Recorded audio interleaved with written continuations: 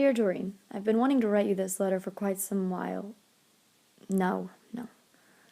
Dear Doreen, it's been a while since we last spoke, but let me start off by stating that New York was nothing like I had imagined it would be. In all honesty, the bright lights really did nothing but dim my spirits. Do you remember how when I was living in New York with you, I told you about a writing course that I'd longed to be a part of, and how I believed it was what I was meant to pursue? Well, after working on my internship in New York, I came back home here to Boston, only to find out that I was not accepted. And Doreen, at that point I had no idea what to do with myself.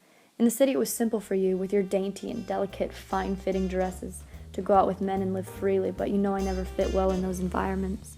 You see, a while ago I used to pretend that Buddy Willard, my boyfriend and potential fiancé, was the man I wanted to be with, and many girls longed to be me, living in a city with a man of their dreams close by, receiving a distinguished education, but truthfully, I hid behind that facade to disguise my desire to be left alone, to myself. I just bumped from my hotel to work and to parties like a numb trolley bus. I guess I should have been more excited the way the other girls were, but I felt very still and very empty, the way the eye of a tornado must feel, moving dully along in the middle of a surrounding hullabaloo. However, from that moment I removed that mask and moved out of the city. To present day, I have discovered that my situation is much like a fig tree.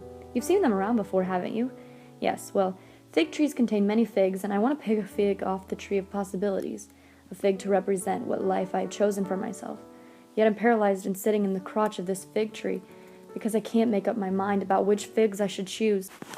I want each and every one of them, but choosing one means losing all the rest, and as I sit here unable to decide, I also know that the least of my desires is to be like the common woman and live in a world without experience.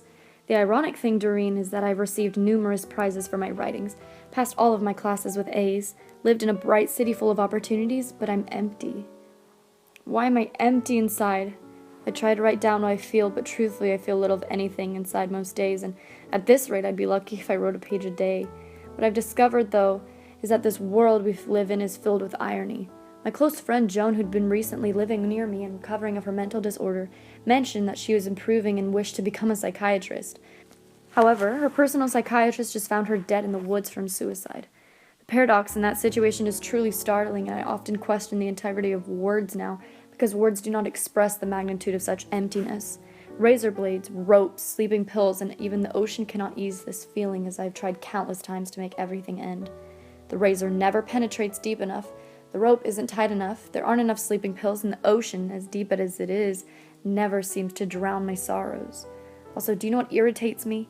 Every time I attempt to ease my own pain, my body prevents itself from completing the task. It's as though there's a part of me that I don't understand, that has hoped to continue on as much as I persist not to.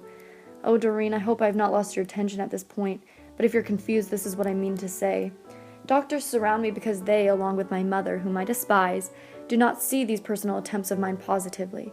I'm barricaded in this mental hospital, but the barricade is in my mind.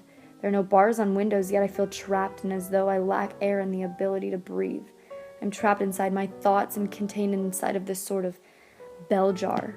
To the person in the bell jar, blank and stopped as dead as a baby, the world itself seemed like a bad dream. I'm not sure you would understand, but I feel as though I have no way to escape the self-doubt that is taunting me. In this hospital, doctors believe that shock therapy may cure this confusion of mine. It contains electric pulses, but it is incapable of sparking life inside of me. The doctors attempt many things, but my true despair comes from the fact that I haven't the faintest idea of what my being adds to the world. That, however, does not prevent me from saying that I long to soon find the purpose of such chaos, and I'm on my way to recovering.